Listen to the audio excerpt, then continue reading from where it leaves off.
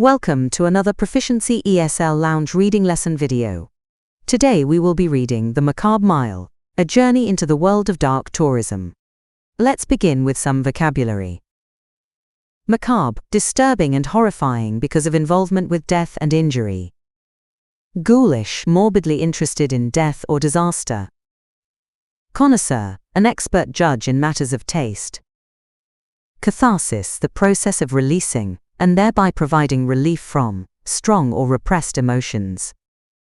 Voyeurism, the practice of gaining pleasure from watching others' suffering or private lives. Forensic, relating to the application of scientific methods to the investigation of crime. Nondescript, lacking distinctive or interesting features. Reverential, showing deep respect for someone or something. Abyss, a deep or seemingly bottomless chasm. Mundane, lacking interest or excitement, dull. Great, now you know the key words, let's read the story.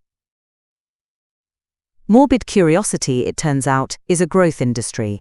I am standing on a rain-slicked pavement in East London, part of a small ghoulishly enthusiastic group about to embark on the Macabre Mile walking tour. Our guide, Brenda, a woman whose cheerful demeanor is profoundly at odds with the subject matter, beams at us. Right then, lovelies, she chirps, first stop on our little tour of terror. My initial cynicism, already well developed, hardens into a solid block of intellectual disdain. These are not historians, these are connoisseurs of catastrophe. Our group is a curious cross-section of humanity.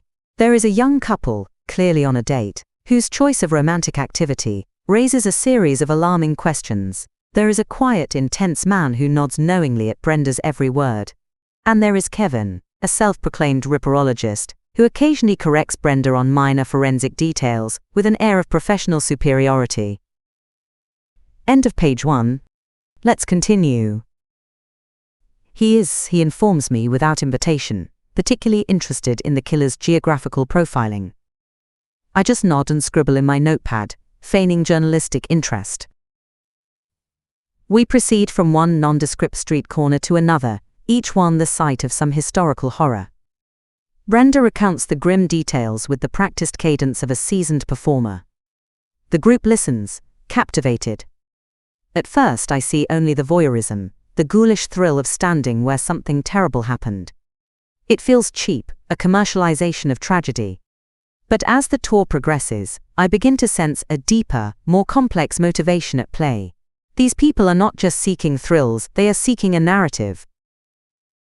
Kevin the expert explains it to me during a short break.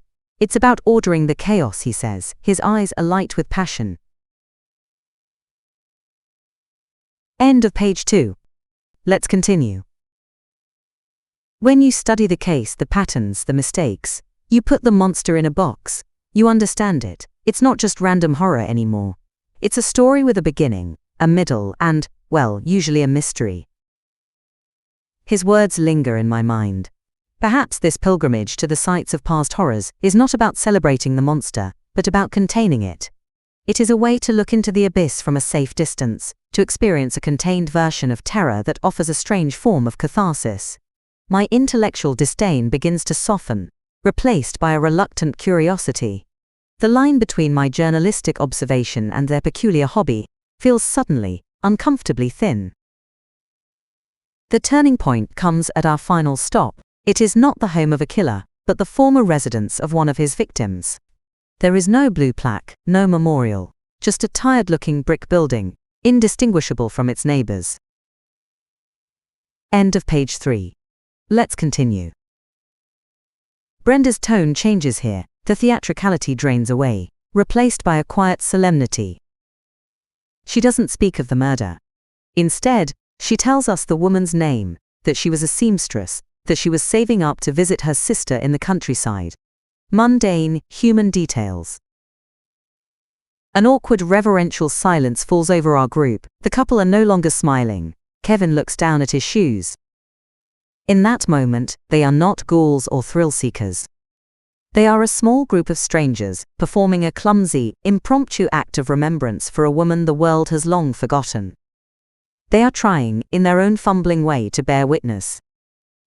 As we disperse into the encroaching dusk, my earlier cynicism feels naive, a simplistic judgment of a complex human impulse. I still find the enterprise bizarre, unsettling, but I can no longer dismiss it so easily. End of page 4. Let's continue. These people are not just staring into the darkness, they are trying to find a human shape within it. The rain begins to fall, washing the pavement clean. But not quite. Okay, time for a few questions to check your understanding. Question 1. What is the author's initial attitude towards the walking tour and its participants? A. He is curious and open-minded about the experience. B. A detached and dismissive condescension. C. He is nervous and slightly frightened by the subject matter.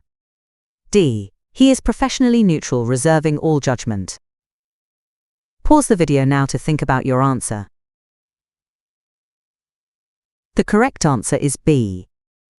The text supports this by stating his initial cynicism hardens into a solid block of intellectual disdain.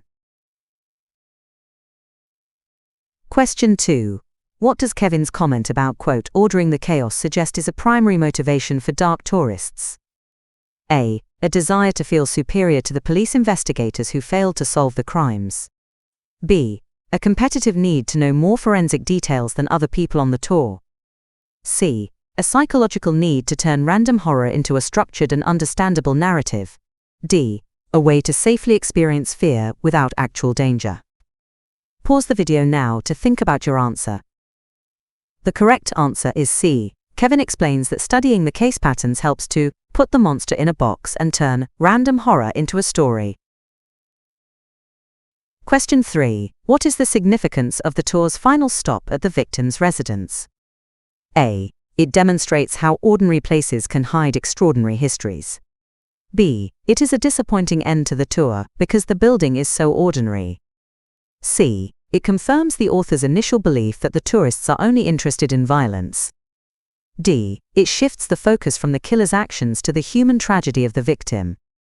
Pause the video now to think about your answer. The correct answer is D. The text says the guide doesn't speak of the murder but instead shares mundane human details about the woman's life. Question 4. What is implied by the group's clumsy, impromptu act of remembrance?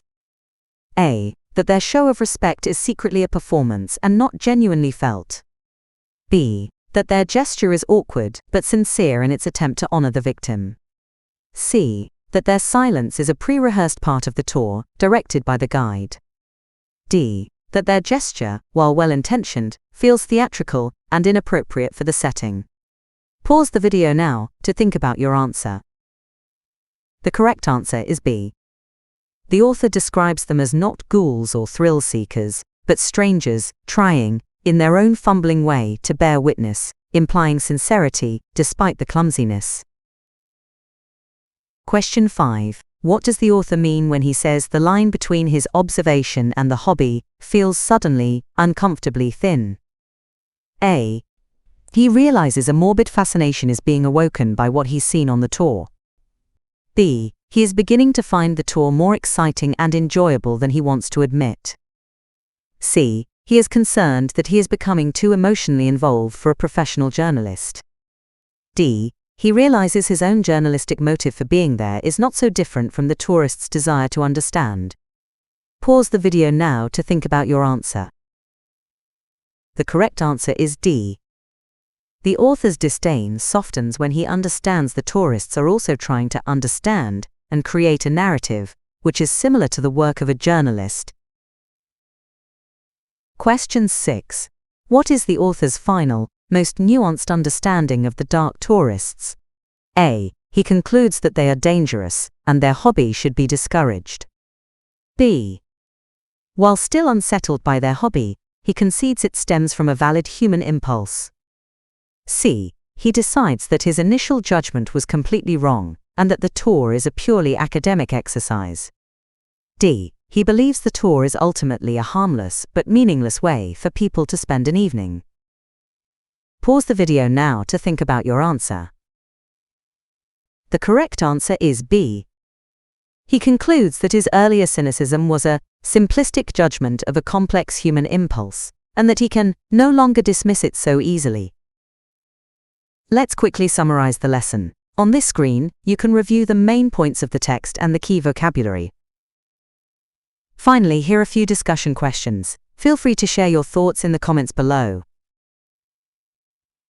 Thanks for watching this ESL Lounge video. Don't forget to subscribe for more lessons, and we'll see you in the next one.